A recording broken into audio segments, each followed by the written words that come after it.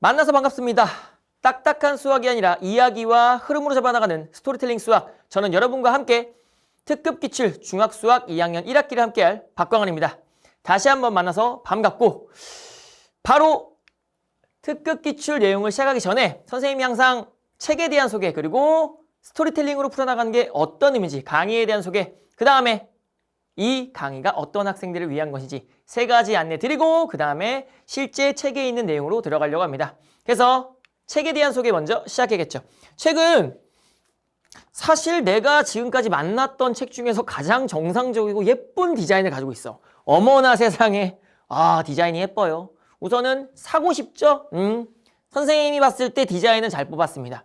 물론 여기 보면은 첫 페이지에 내가 봤을 때 막 이런 게 나왔거든. 전국 1000여 개의 최신 기출 문제를 분석해서 학교 시험 적중 100%라는데, 선생님이 실제로 문제를 풀어봤더니 물론 개념서는 아닙니다.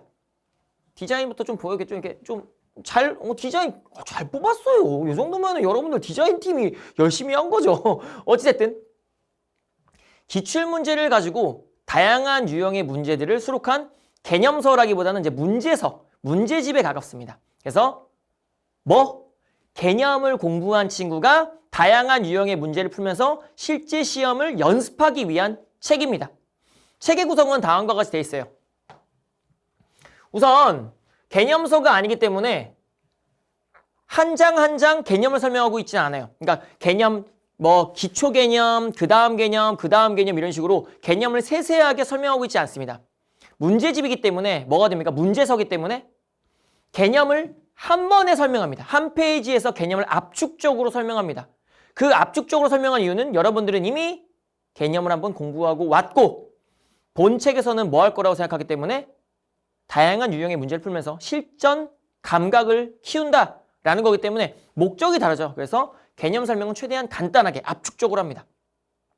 그리고 나서 이제 기출 유형이 나오는데, 말 그대로 기출 문제를 풀어봤더니 이런 유형들이 나온다라고 하면서 다양한 유형들에 대한 설명을 한 겁니다. 선생님이 풀어봤는데 실제로 굉장히 다양한 유형들의 문제가 나오더라고요. 좋아요. 사실 이 강의를 시작하기 전에 내가 책을 펴면서 딱 봤거든. 아까 1000여 개의 기출 문제를 보고 내가 100% 뭐 하겠다? 100% 적중하겠다라는데 그 정도로 잘 만들었습니다. 그렇기 때문에 선생님이 맨 처음 시작할 때는 개념을 압축적으로 설명할 겁니다. 강의 시간은 최대 40분으로 잡으려 하는데, 좀 미안한 말이지만 우리 개념 설명에서는 최대 50분으로 하고 시작합시다. 왜냐면은 우리가 개념이라는 걸 압축적으로 원래 되게 긴 기간 동안 공부해야 되는 건데 뭐 하는 거예요? 딱 한 강의에서 해당 단원의 모든 개념을 배우는 거기 때문에 뭐 하자? 긴 시간이어도 압축적으로 배워보자. 최종 정리, 개념 최종 정리하고 기출문제 유형을 풉니다. 그러면 이제 뭐 하는 거예요? 실제 기출문제와 같은 해당 단원에 뭘 할 겁니까? 시험 대비 문제를 풀 겁니다. 근데 되게 약간 이 책에서 놀라웠던 점이, 시험 대비 문제가 기본편이 있고 심화편이 있어요. 보시면 알 텐데 1회차는 기본편입니다.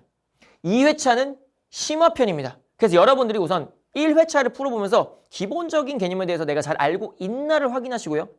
2회차를 풀어보면서 뭐 하는 겁니까? 내가 정말로 좀 깊이 있게 개념을 알고 깊이 있는 문제까지 풀 수 있냐, 두 번에 걸쳐서 점검을 하는 겁니다.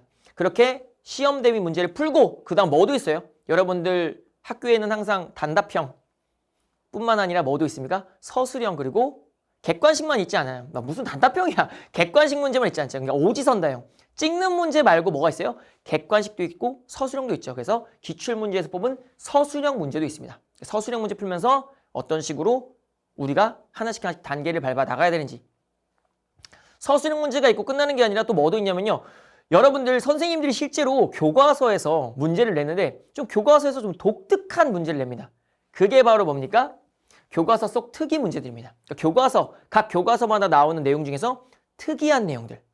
학생들이 놓치기는 쉽지만 문제를 냈을 때 틀리기 쉬운 것들을 찝어놓은 것까지 굉장히 알차게 구성을 해놨죠. 그래서 책에 대한 거는 잘 해놨습니다. 선생님 봤을 때 이 정도만 잘 해놔도 유형, 격파, 그 다음에 실전 테스트에서 기본편, 심화편, 마지막으로 서술형 플러스 교과서에 있는 심화 문제까지 완전 약점까지 다 잡아주죠. 선생님 봤을 때 진짜 좋은 것 같아요. 책은 잘 구성되어 있고 무엇보다 내가 봤을 때 디자인 여러 번 말하지만 디자인을 잘 뽑았습니다. 사고 싶게 만들었잖아요. 어찌됐든 책에 대한 소개 그리고 우리가 어떤 식으로 공부를 할 거냐 방향성 나왔고요. 그리고 스토리텔링이라는 게 뭐냐면은 여러분들이 뭔가를 공부할 때 그냥 단순하게 개념을 하나하나 아는 것보다 전체적인 흐름을 잡아가는 게 되게 중요하거든요. 우선 유리수와 순환소수는 다음과 같이 그러니까 어떤 이야기를 가지고 선생님은 설명합니다. 유리수와 순환소수는 인력 배치예요. 이게 무엇이냐면요. 여러분 중학교 1학년 때 정수와 유리수 배웠던 거 기억납니까? 정수와 유리수는 다음과 같은 이야기입니다. 자연수가 있고 부호가 있죠. 자연수에 부호를 붙이면 뭐가 돼요? 그게 바로 정수입니다. 자연수에 부호를 붙이는데 어디다가 부호를 붙이면? 분수에다가. 분모분자가 자연수인 분수에다가 부호를 붙이면 그게 바로 유리수가 되죠. 즉 자연수와 부호 사이에서 태어난 두 아들이 사실 정수 유리수라고 생각할 수 있습니다. 근데 정수 유리수는 아직 뭘 안 했어요? 사칙연산을 우리가 약속하지 않았죠. 자연수에는 사칙연산이 존재해요. 더하기 빼기 곱하기 나누기. 근데 아직 정수와 유리수에서 사칙연산이 없기 때문에 뭐 해라?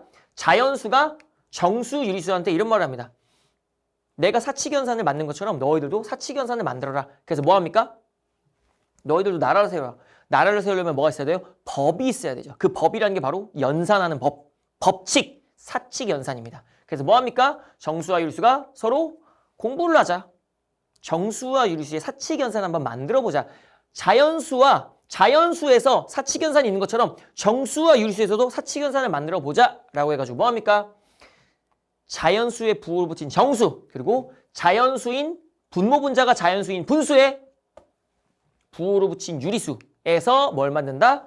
사칙연산을 완성한다. 그것이 바로 중학교 1학년의 수학이었죠. 그럼 중학교 2학년에서 유리수와 순환소수에서는 뭘 배우냐? 다음과 같습니다. 유리수가 자기 나라에 있는 분수들을 봤는데 분수들의 생김새가 좀 다른 거예요. 분수의 생김새가 좀 다릅니다. 어떤 친구가 있냐면 좀 강하게 생긴 친구들 있어요. 찌릿 쳐다봤을 때 강하게 생긴 친구들 있어요. 무한히 일을 해도 지치지 않는 친구들. 그러니까 무한으로 일을 하는 친구가 있고 힘은 유한해. 에너지는 유한하지만 굉장히 효율적으로 일하는 똑똑한 친구들이 있어요. 그래서 무한으로 일하는 친구들과 유한으로 일하는 친구들이 있어요. 그럼 뭐 해야 돼요? 왕이 그 특성에 맞게 인력 배치를 해야겠죠. 그래서 뭐 합니까? 유한으로 일하는 친구들한테는 힘은 적게 들지만 조금 똑똑한 일을 할 수 있는 거, 깔끔하게 일 처리할 수 있는 거. 무한인 친구들한테는 뭐 해야 돼요? 아무리 일을 해도 지치지 않으니까 거기에 맞게 배치를 해야겠죠. 그러니까 수 자체를 소수로 분류했을 때 유한소수와 무한소수로 구분하는 거죠. 그래서 어떻게 하자? 맨 처음에 출근할 때는 그냥 다 분수입니다. 유리수기 때문에 그냥 분수 상태로 출근을 해요. 근데 소수로 바꿔봤더니 뭐가 있더라? 유한소수와 무한소수로 나뉘죠. 그래서 분수를 소수로 바꿔봤더니 유한소수와 무한소수로 나뉘더라. 그 다음에 우리 이 무한소수가 사실 뭐였어요? 순환소수였죠. 이 순환소수를 다시 뭐 하는 것까지? 유한소수를 분수로, 무한소수를 분수로 바꾸는 것까지. 이게 바로 유리수와 순환소수에서 가장 중요한 거죠. 분수를 소수로 바꿨더니 무한소수와 유한소수가 되더라. 그 무한소수는 사실 순환소수더라. 순환마디표현법, 그 다음에 순환소수 표현법 배웠습니다. 그 다음 뭐예요?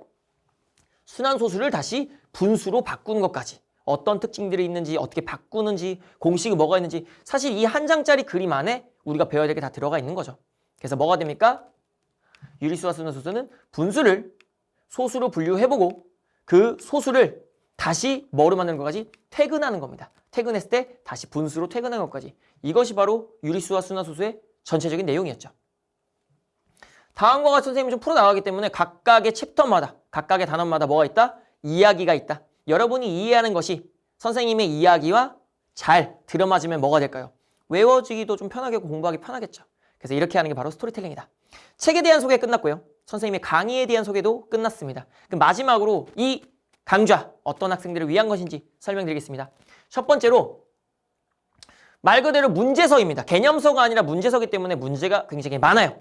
우선 첫 번째로 내가 알고 있는 개념이 완벽한가 점검하고 싶은 친구들 선생님이 한 강좌에서 완벽하게 개념을 정리해 드리겠습니다. 개념을 정리하고요. 그 다음에 뭐합니까? 다양한 유형의 문제를 풀어보는 겁니다. 그 유형 속에서 나의 약점이 드러나고 그 약점을 메꿔나가면서 시험을 준비한다. 두 번째 뭐가 됩니까? 실전 연습을 통해서 실제 시험을 준비하는 겁니다. 이해됐죠? 그래서 다양한 유형을 통한 약점 공략, 그 약점을 메꿔나가면서 시험에 대한 연습, 이 두 가지가 본 강좌의 목표입니다. 자, 이렇게 해가지고 선생님이 여러분에게 설명하고 싶은 세 가지 내용이 끝났습니다. 책, 괜찮습니다. 아주 좋습니다. 구성이 잘 되어 있고요. 강좌, 선생님이 스토리를 통해서 여러분에게 알고 있는 개념들을 잘 풀어나가 드리겠습니다. 그리고 마지막으로 뭡니까? 다양한 유형을 풀면서 실전 경험을 쌓는다. 그것이 이 강의의 목표입니다. 이렇게 해가지고 오리엔테이션 강의를 끝내도록 하겠고요. 다음 시간부터는 실제 책에 있는 내용, 개념, 설명부터 기출문제, 그리고 기본편, 심화편 하나씩 나가도록 하겠습니다. 다음 시간에 뵙겠습니다.